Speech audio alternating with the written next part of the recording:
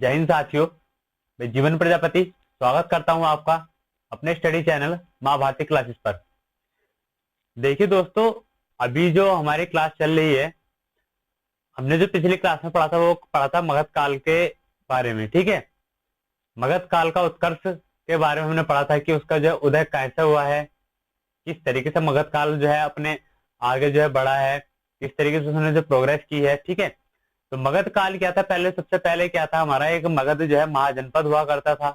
ठीक, मगध महाजनपद ने क्या करा, उसमें जो है आगे चल के वंश आए, उन्होंने थोड़ा सा जो है डेवलप किया अपने आप को, तो उसी से क्या बना, वो आगे चलता गया तो और क्या हो गया, आगे चल के वो हमारे क्या बन गया, बड़ा क्या बन गया, एक तरीके से क्या बन गया, पूरा एक राज्य बन गया।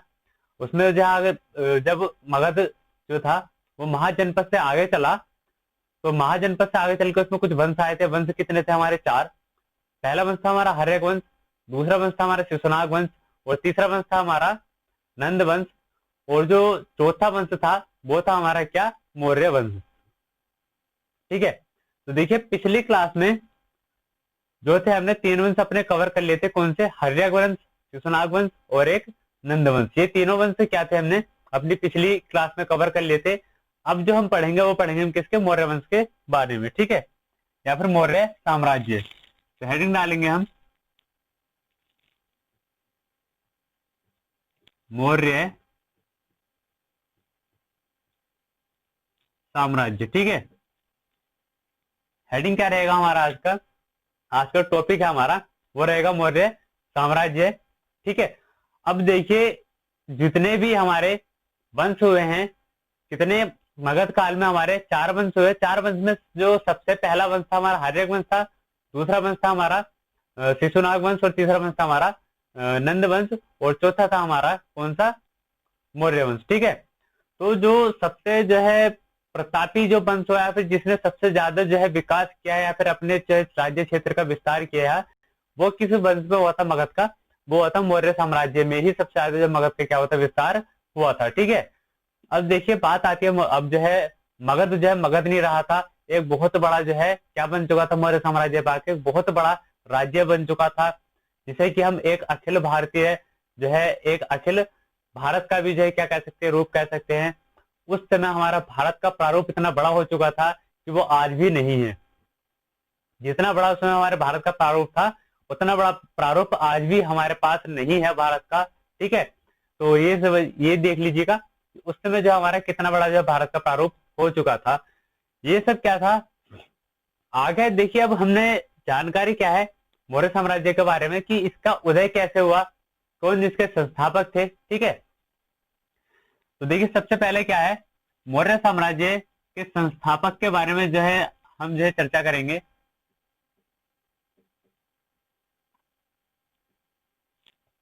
मौर्य साम्राज्य के संस्थापक थे वो थे चंद्रगुप्त मौर्य। कौन थे? चंद्रगुप्त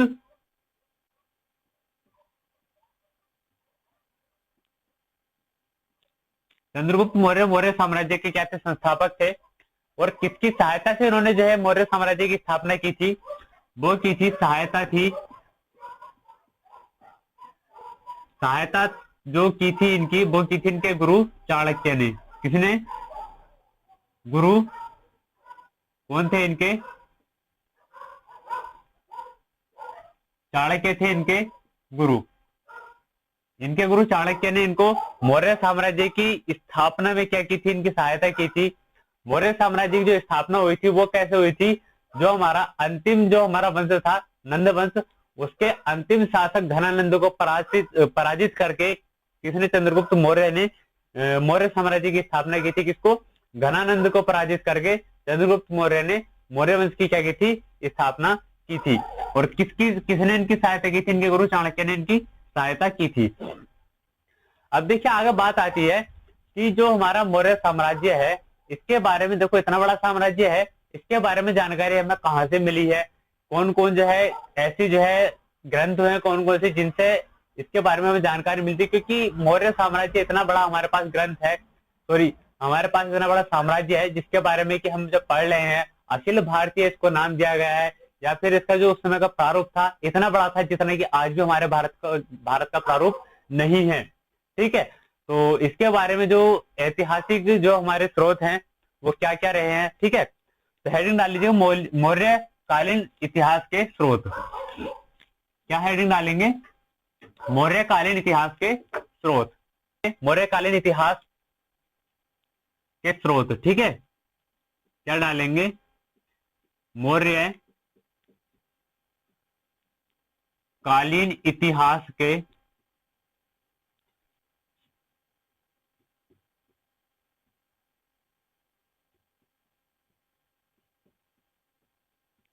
क्या क्या हमारे जो मौर्य कालीन इतिहास के स्रोत रहे हैं, ठीक है, उसके बारे में हम जब जानकारी लेंगे तो देखिए सबसे पहले हम क्या है, पुराणों में जो है हमें इसके बारे में थोड़ी जानकारी मिलती है। ठीक है, किससे जानकारी मिलती है हमें? पुराणों से जो मौर्य काल के बारे में थोड़ी जानकारी मिलती है। एक हमारे पास क्या, कौटिल्य का अर्थशास्त्र है। क्या है? कौटिल्य का अर्थशास्त्र नामक क्या हमारे पास एक पुस्तक है, उससे भी हमें इसके बारे में जानकारी मिलती है। एक क्या हमारे विशाख दत्त द्वारा लिखित एक जो है नाटक है, क्या, मुद्राक्षस। क्या है हमारा? मुद्राक्षस नाटक है एक। किनके द्वारा लिखा हुआ? विशाख दत्त के द्वारा। मुद्राक्षस नाटक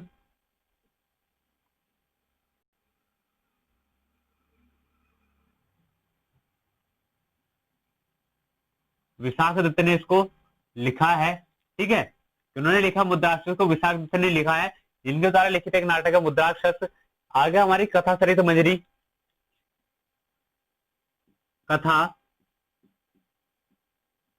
सरित मंजरी ये भी हमारा एक जो है ग्रंथ है, एक पुस्तक है जिससे इसके बारे में जानकारी मिलती है। और अगला आता है हमारा एक कथा मंजरी, सॉरी कथा सरित सागर है ये क्या, कथा सरित सागर। और लास्ट आता है क्या हमारा, कथा मंजरी, जिसको किसने लिखा था? क्षेमेंद्र ऋषि ने लिखा था कथा मंजरी को। किन्होंने? क्षेमेंद्र ऋषि ने लिखा था किसको? कथा मंजरी को। ठीक है, तो क्या पुराणों में पुराणों से इसके बारे में जानकारी मिलती है। कौटिल्य का अर्थशास्त्र नाम की एक पुस्तक थी जिससे इसके बारे में जानकारी मिलती है। मुद्राक्षस नाटक है किसका? विशाख दत्त द्वारा लिखित कथा सरित सागर है, उससे हमें इसके बारे में जानकारी मिलती है। कथा मंजरी किसके? क्षेमेंद्र ऋषि के द्वारा लिखी हुई एक पुस्तक है जिससे हमें इसके बारे में किसके, मौर्य साम्राज्य के बारे में जानकारी मिलती है। ठीक है, आगे देखिए, ये तो रही हमारी पुराणों में या फिर जो अलग की बात है। आगे आता हमारा बौद्ध धर्म। बौद्ध धर्म के किन किन जो है, कौन कौन से ग्रंथ है जिनसे हमें इसके बारे में जानकारी मिलती है। तो देखिए बौद्ध धर्म के जो ग्रंथ है, सबसे पहला आता हमारा दीपवंश।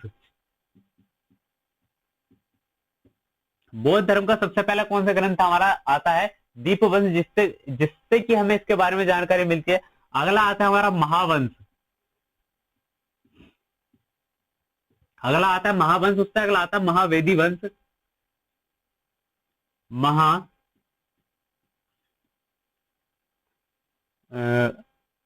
महावेदी वंश, यानी कि पहला दीप वंश, दूसरा महावंश, उससे अगला महावेदी वंश, और उससे अगला आता है हमारा दिव्यावदान। दिव्यावदान, ये सारे क्या है, ग्रंथ हमारे किसके हैं? बौद्ध धर्म के ग्रंथ है। कौन सा? पहला हमारा दीप वंश है, फिर महावंश है, फिर महावेदी वंश, और लास्ट में क्या है हमारा? दिव्यावदान, जिनसे कि किसके बारे में जानकारी मिलती है? मौर्य साम्राज्य के बारे में हमें जानकारी मिलती है। ठीक है, अगला देखते हैं जैन धर्म। अगला क्या हमारा? जैन धर्म। जैन धर्म में एक है हमारा एक ऋषि हुए थे भद्रबाहु, उनकी पुस्तक थी कल्पसूत्र। क्या पुस्तक थी उनकी? कल्पसूत्र। किसकी थी? भद्रबाहु की।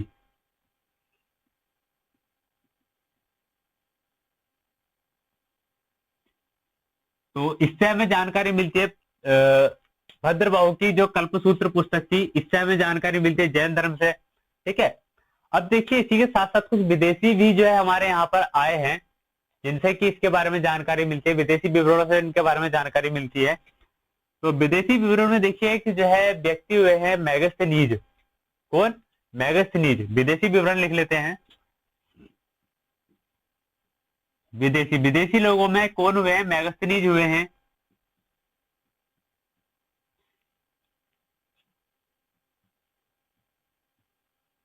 इनकी पुस्तक थी मैगस्थनीज की पुस्तक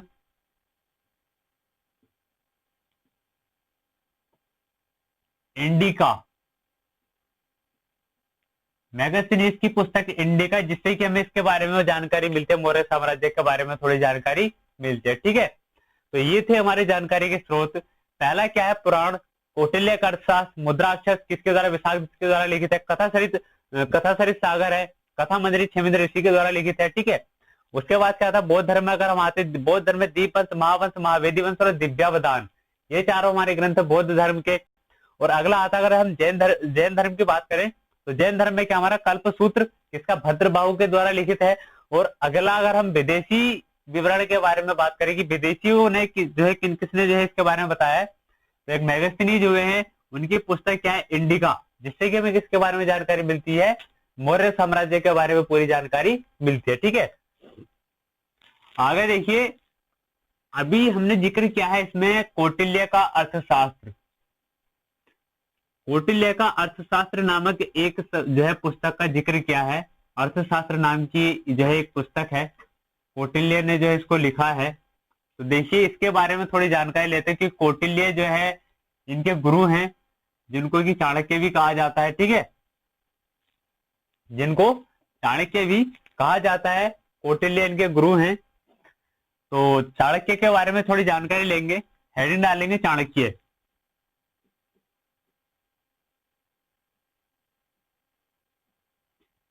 क्या हेडिंग डालेंगे?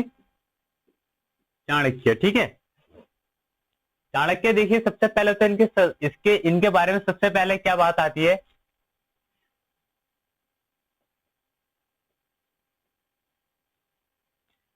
हेडिंग क्या रहेगा हमारा?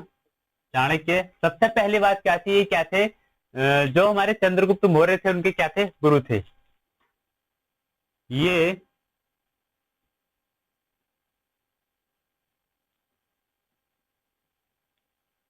चंद्रगुप्त मौर्य के गुरु थे। कौन? चाणक्य चंद्रगुप्त मौर्य के गुरु थे। ठीक है, उसके बाद इनके कुछ उपनाम आते हैं। एक तो इनका नाम ये हो गया चाणक्य, कुछ इनके उपनाम आते हैं। ठीक है, तो उपनाम क्या है इनके?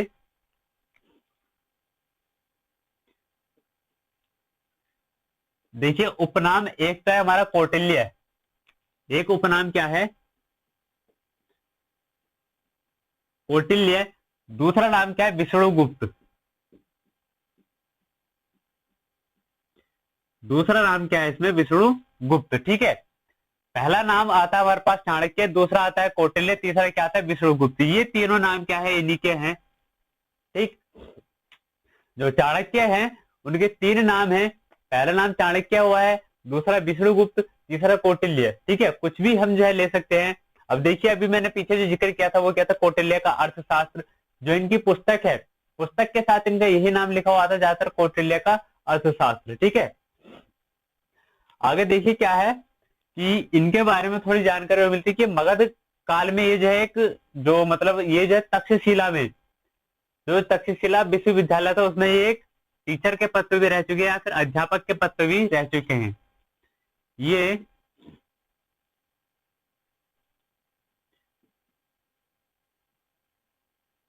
तक्षशिला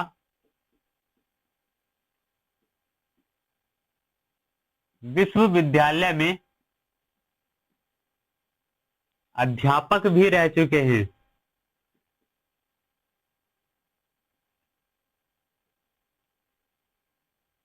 अध्यापक भी रह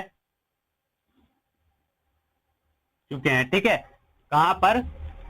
तक्षशिला विश्वविद्यालय में उन्होंने क्या है? अध्यापक के पद पर भी काम किया है, यानी कि ये एक समय पर टीचर भी रह चुके हैं। ठीक है, आगे बात आती है कि इनका जो अर्थशास्त्र नाम की पुस्तक थी वो क्या थी, उसमें किस चीज के बारे में जो है जानकारी दी गई थी। ठीक है, तो इनकी पुस्तक थी क्या, अर्थशास्त्र। काफी फेमस पुस्तक है इनकी। राजनीति पुस्तक क्या है, पुस्तक का नाम क्या है, अर्थशास्त्र।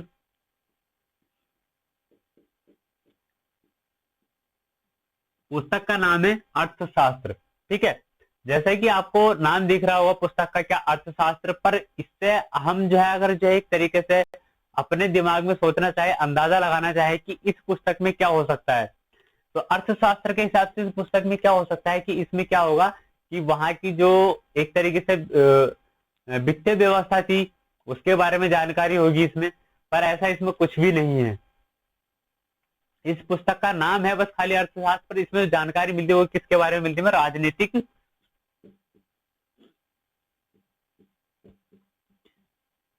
राजनीतिक विज्ञान के बारे में।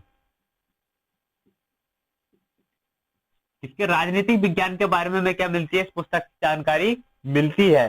ठीक है, आगे देखिए, इस पुस्तक में जो है राज्यों के सप्तांग सिद्धांत का भी वर्णन किया गया। इस पुस्तक में जो मेन जो वर्णन है वह राज्यों के सप्तांग सिद्धांत का वर्णन। ठीक है, इसमें जो वर्णन किया गया है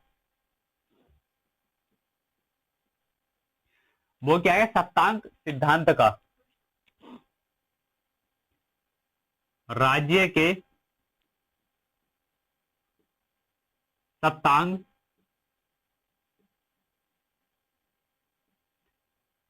सिद्धांत का वर्णन किया गया है। और ये जो वर्णन मिलता है हमें, ये मिलता है इसके छठे अध्याय में। किसमें, छठे अध्याय में, 6वें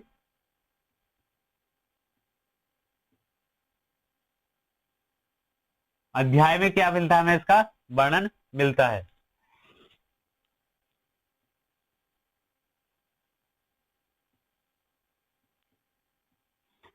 छठवें अध्याय में इसके बारे में, किसके बारे में, सप्तांग सिद्धांत के बारे में वर्णन मिलता है। अब देखिए सप्तांग सिद्धांत है, सप्तांग सिद्धांत क्या है, सप्तांग सिद्धांत में जो हमें बताया गया है वो बताया गया है कि राज्य को चलाने के लिए जो 7 अंगों की जरूरत पड़ती है। ठीक है, राज्य को चलाने के लिए, किसी भी एक राज्य को चलाने के लिए 7 अंगों की जरूरत पड़ती है। अब वो 7 अंग कौन कौन से है वो किसमें बताया गया, सप्तांग सिद्धांत में बताया गया है। तो देखिए राजा के सप्तांग हेडिंग डालेंगे,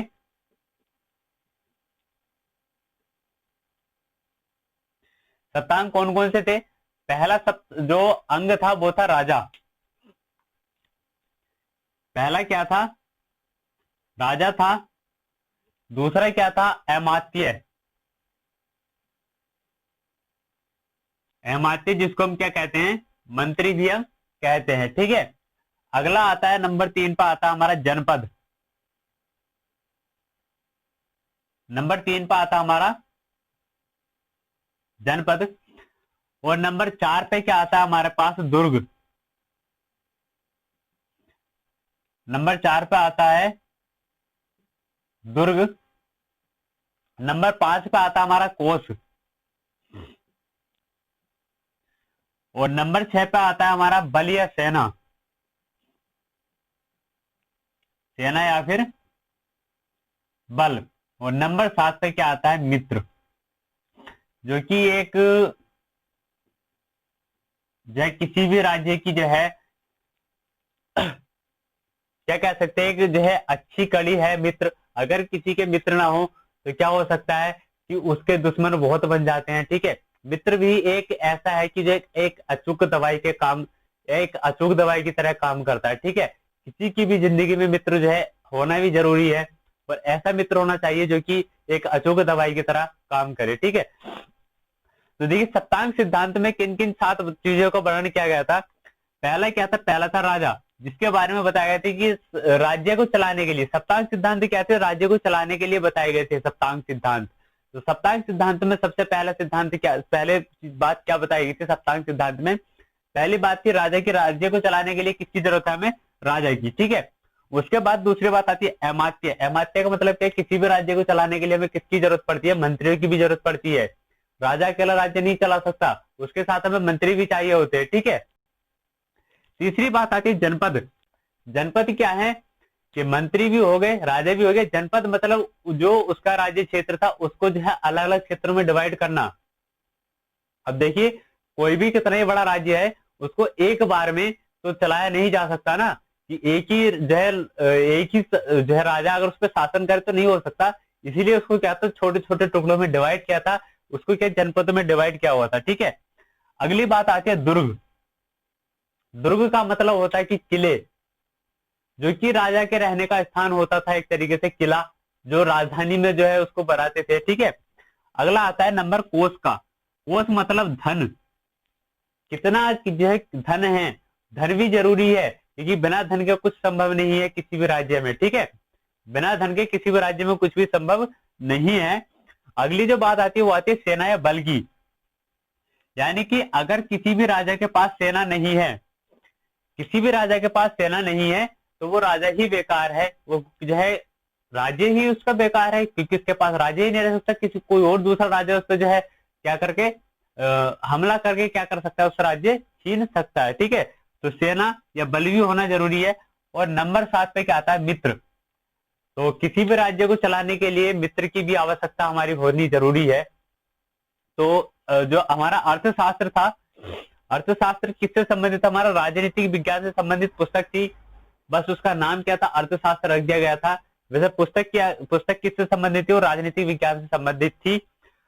इसमें जो सप्तांग सिद्धांत दिए गए थे, सप्तांग सिद्धांतों में 7 बातें बताई गई थी किसको, अपने राज्य को चलाने के लिए, ठीक है। राज्य को चलाने के लिए 7 बातें बताई गई थी। पहली राजा, दूसरी अमात्य, तीसरा क्या थी जनपद, चौथा दुर्ग, 5 पे क्या था हमारा कोष, 6 पे सेना और 7 पे मित्र, ठीक है। अब देखिए यहां तक तो हमारी जो है क्या चाणक्य के बारे में ही बात चल रही है। अब यहाँ पर जो ये पुस्तक है चाणक्य की, इस पुस्तक की तरह हमें 3 पुस्तक और देखने के लिए मिलती हैं। किससे, राजनीतिक विज्ञान से ही संबंधित 3 पुस्तक और देखने के लिए मिलती हैं। चाणक्य की जो पुस्तक थी अर्थशास्त्र, वो भी राजनीतिक विज्ञान से संबंधित थी। अब 3 पुस्तक और देखने के लिए मिलती है, वो कौन कौन सी थी। देखिए पहली पुस्तक का नाम है द प्रिंस। पहली पुस्तक का नाम है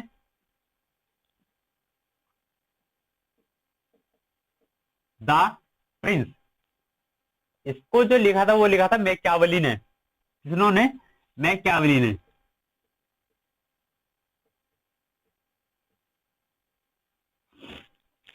अगली पुस्तक आती है हमारे पास द पॉलिटिक्स। अगली पुस्तक आती है द पॉलिटिक्स। इसको लिखा था किन्होंने, अरस्तु ने। पॉलिटिक्स पुस्तक को किसने लिखा था, अरस्तु ने लिखा था। और तीसरी पुस्तक आती है आयुक्त ए माल्याद, आमुक्त ए माल्याद, मुक्त ए माल्याद। इसको लिखा था, ये जो थे भारत के ही, अभी आगे चल के हम पढ़ेंगे एक जो है शासन आएगा, उसमें जो है राजा है हमारे कृष्णदेव राय प्रथम। कृष्ण देव राय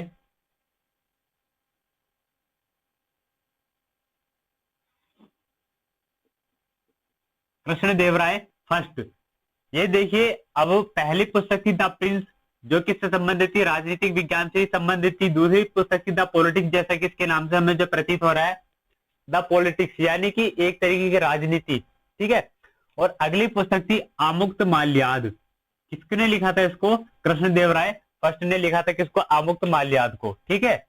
इसके बारे में हो गया हमारे चाणक्य के। चाणक्य कौन थे, चंद्रगुप्त मौर्य के गुरु थे। उपनाम क्या है उनके, कौटिल्य और विष्णुगुप्त। ये जो है तक्षशिला विश्वविद्यालय में क्या अध्यापक भी रह चुके थे। पुस्तक थी इनकी अर्थशास्त्र, जो कि किससे संबंधित थी, राजनीतिक विज्ञान से संबंधित थी। पुस्तक में इन्होंने क्या बताया था, किस चीज के बारे में वर्णन किया था, सप्तांग सिद्धांत के बारे में वर्णन किया था, जो कि मुख्य चीज है। और इसका जो वर्णन है वो कौन से अध्याय में किया गया था, 6ठे अध्याय में इसका वर्णन किया गया था, किसका, सप्तांग सिद्धांत का। अभी सप्तांग सिद्धांत क्या है? ये है किसी भी राज्य को चलाने के लिए 7 जो है महत्वपूर्ण चीजें। उनमें पहली है राजा, अमात्य, जनपद, दुर्ग, कोष, सेना बल और या फिर मित्र। ठीक, आगे क्या है? इनके जैसी ही कितनी 3 पुस्तक और हुई हैं।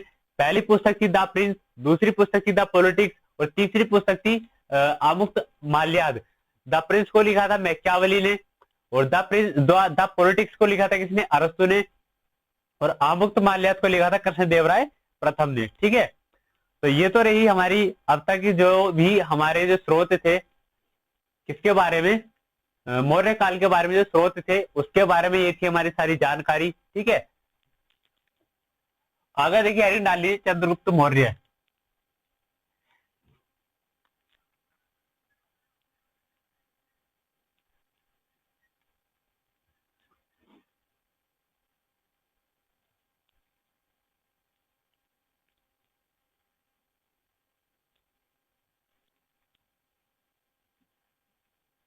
क्या हेडिंग डालेंगे अब? चंद्रगुप्त मौर्य।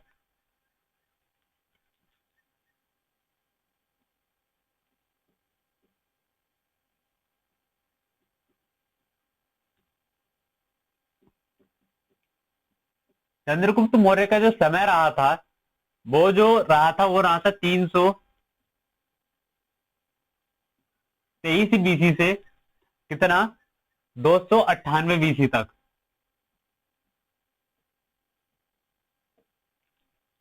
323 ईसा पूर्व से 298 ईसा पूर्व तक क्या रहा था? इनका समय रहा था, यानी कि इतने समय तक इन्होंने क्या किया था? शासन किया था। ठीक है,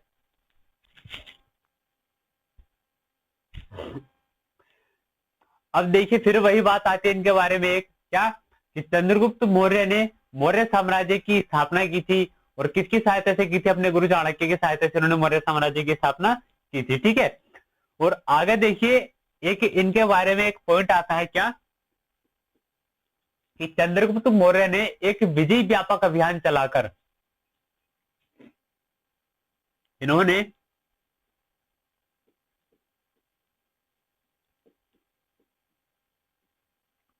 विजय व्यापक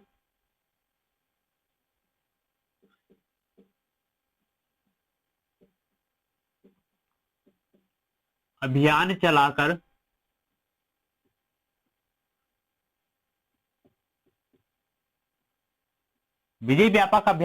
क्या गया था? एक अखिल भारतीय राज्य की क्या की थी? स्थापना की थी। चलाकर एक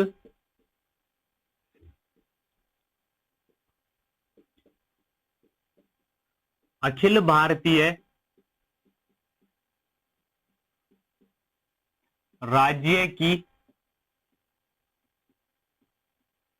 स्थापना की थी। देखिए हमारा जो भारत है तो भारत का जो सबसे बड़ा प्रारूप था वो उसकी स्थापना किसने की थी?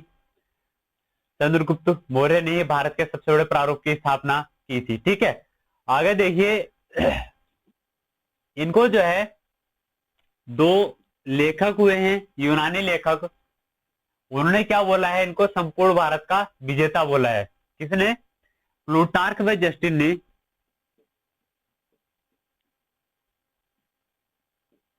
प्लूटार्क व जस्टिन ने चंद्रगुप्त मौर्य को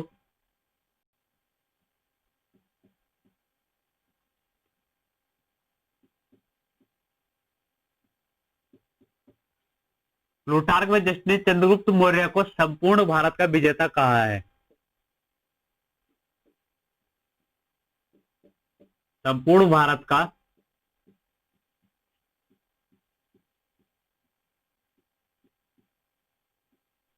विजेता कहा है। किसने? प्लूटार्क और जस्टिन ने। प्लूटार्क और जस्टिन ने चंद्रगुप्त मौर्य को क्या कहा? संपूर्ण भारत का विजेता कहा है। ठीक है, अब देखिए एक जो है बात आती है आगे चल के कि युद्ध के बारे में। इनके समय इनका चंद्रगुप्त मौर्य का एक युद्ध हुआ था किससे? सेल्यूकस निकेटर से।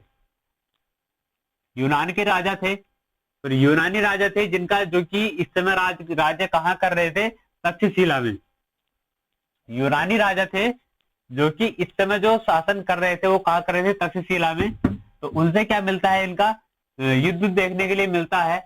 ठीक है, तो सेल्यूकस निकेटर के साथ युद्ध देखने के लिए मिलता है। हेडिंग डालेंगे सेल्यूकस निकेटर के साथ युद्ध।